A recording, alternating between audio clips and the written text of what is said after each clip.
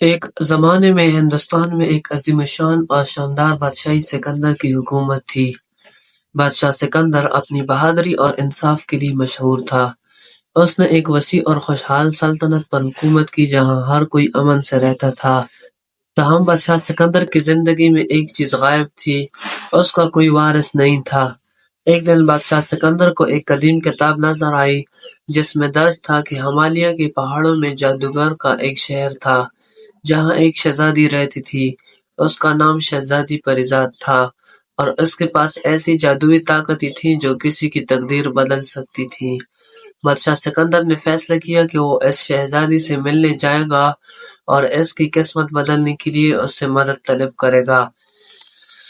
بادشاہ سکندر اپنے کچھ وفادار خادموں کے ساتھ ہمالیہ کی طرف روانہ ہوا۔ سفر مشکل اور خطرناک تھا لیکن بادشاہ نے ہمت نہیں ہاری۔ آخرکار وہ ایک دن جادوگر کے شہر پہنچ گئے۔ اس شہر کو جادو نگر کہا جاتا تھا اور وہاں کی ہر چیز اس طرح چمکتی تھی جیسے سونے سے بنی ہو۔ شہر کے وسط میں ایک عظیم الشان محل تھا جہاں شہزادی پریزاد رہتی تھی۔ شہزادی بہت خوبصورت اور عقلمند تھی۔ جب شاہ سکندر نے اپنی کہانی سنائی اور اس سے مدد کی درخواست کی تو شہزادی پریزاد مسکرا کر کہا، آپ کے خلوص اور آپ کے لوگوں سے محبت نے مجھے متاثر کیا ہے۔ میں آپ کی مدد کروں گی۔ شہزادی پریزاد نے اپنی جادوئی طاقتوں کا استعمال کرتے ہوئے بادشاہ سکندر کو تلوار دی اور کہا کہ یہ تلوار آپ کو تمام خطرات سے محفوظ رکھے گی اور آپ کے دل سے سب سے بڑی خواہش پوری کرے گی، لیکن یاد رکھیں اس تلوار کا صرف بھلائی کے لیے استعمال کرنا۔ بادشاہ سکندر نے تلوار لے کر اپنی سلطنت میں واپس آ گیا۔ اس کے فوراً بعد دشمنوں نے اس کی سلطنت پر حملہ کر دیا۔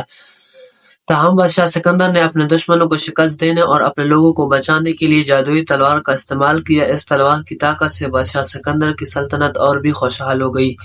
چند سال بعد بادشاہ سکندر اور ملکہ کو ایک خوبصورت بیٹے سے نوازا گیا جس کا نام انہوں نے شہزادہ زوراور رکھا۔ شہزادہ زوراور اپنے والد کی طرح بہادر اور انصاف پسند ہونے کے لیے بڑے ہوئے اور اس طرح شہزادی پریزاد کی مدد سے بادشاہ سکندر نے اپنی سب سے بڑی خواہش کو پورا کیا اور اپنی سلطنت کو ابدی امن اور خوشی کے دائرے میں بدل دیا۔ اس طرح ایک بادشاہ اور جادوگر کی شہزادی کہانی پرانے زمانے کی کہانیوں میں امر ہو گئی۔